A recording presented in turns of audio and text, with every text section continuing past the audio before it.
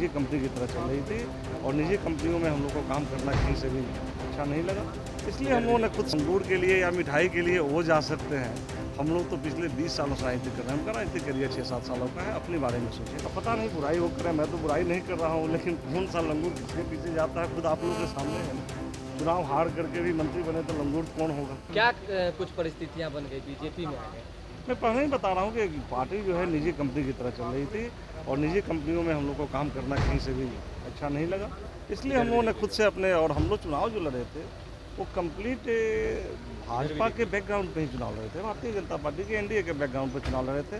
तो हम लोग पार्टी क्या छोड़े, हम लोग पुनः उस घर में वापस आए हैं जहाँ जब इनका यूपी चुनाव का समय आया, यूपी चुनाव के बाद में भी बुचहा का समय आया, जब ये एनडीए से अलग होने की बात करने लगे तब जाकर के लिए आए हैं आप लोग बीजेपी में। नहीं सवाल पता नहीं वो उनकी सोच होगी, और वो अंगूर के लिए या मिठाई के लिए वो जा सकते हैं। हम लोग तो पिछले 20 सालों से राजनीति कर रहे हैं। हमका राजनीति करियर 6-7 सालों का है। अपने बारे में सोचिए।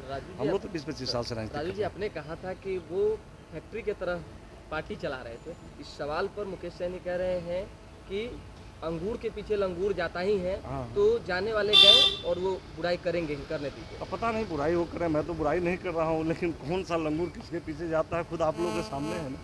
चुनाव हार करके भी मंत्री बने तो लंगूर कौन होगा।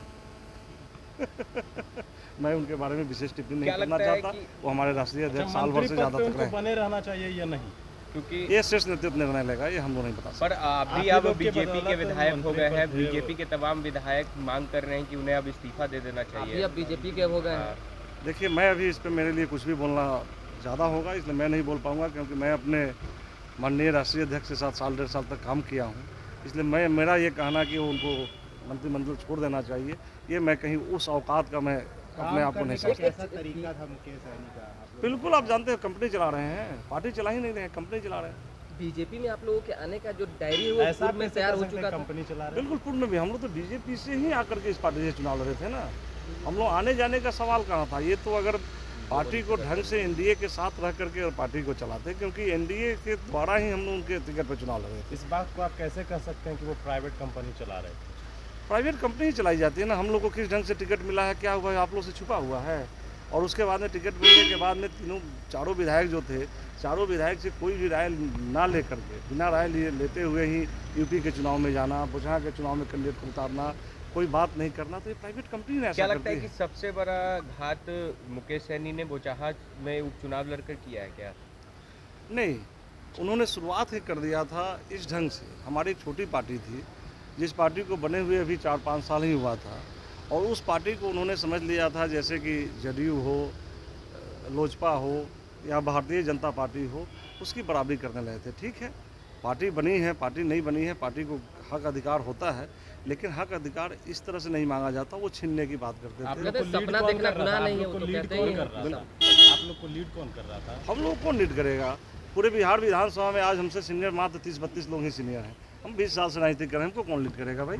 पार्टी के अंदर जो राष्ट्रीय अध्यक्ष थे आपके, क्या उससे किसी प्रकार की कोई बातचीत कभी नहीं होती थी?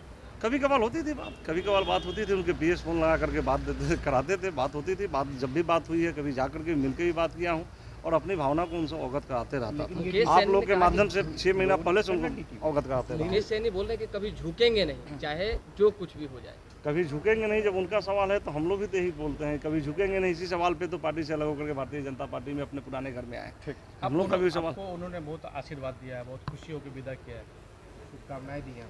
अरे शुभकामनाएं, मैं भी उनको शुभकामनाएं देता हूँ कि राजनीतिक भविष्य उनका उज्जवल हो, लेकिन अपनी शैली जो है राजनीतिक की शैली को बदले, भगवान करे आगे बढ़े। लेकिन आप उनके साथ गलत किया, ऐसा उन्होंने बोला। अब गलत या सही क्या है निर्णय मैं तो खुद नहीं ले सकता, ये तो जनता लेगी ना।